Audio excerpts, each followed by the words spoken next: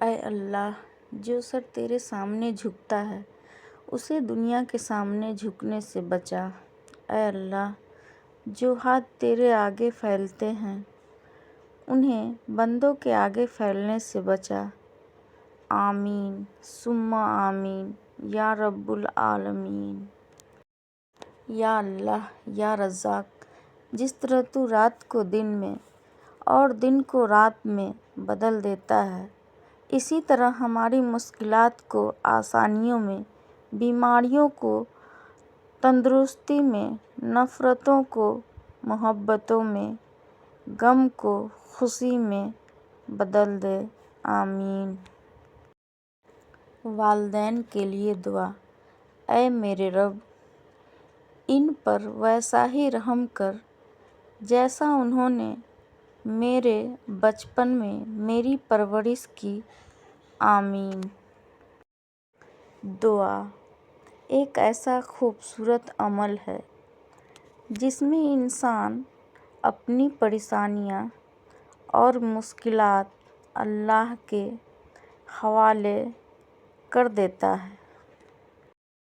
اے اللہ، جو میرے مقدر میں نہیں لکھا اس کی کوشش اور تمنا میں مجھے مبتلا نہ کرنا، اور جو میرے تقدیر میں لکھا ہے اسے میرے لیے آسان کر دینا۔ اللہ کی ناراضگی۔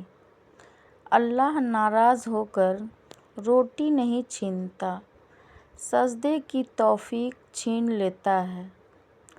اور یقین مانو یہی سب سے بڑا خسارہ ہے۔ اللہ ہمیں ہر حال میں نماز پڑھنے کی توفیق عطا فرمائے۔ آمین۔ کسی کے پاس کھانے کے لیے ایک وقت کی روٹی نہیں اور کسی کے پاس کھانے کے لیے وقت نہیں۔ کوئی اپنوں کے لیے روٹی چھوڑ دیتا ہے، کوئی روٹی کے لیے اپنوں کو چھوڑ دیتا ہے۔ یہ دنیا بھی کتنی نرالی ہے۔ پہلے مسجدیں کچی اور نمازی پکے تھے، اب مسجدیں پکی اور نمازی کچے ہیں۔ جب آپ کے پاس کوئی پریشان حال، مجبور یا مصیبت زدہ ہو تو یہ نہ سوچیں کہ اس کی آزمائش ہے، یہ آپ کی بھی آزمائش ہے۔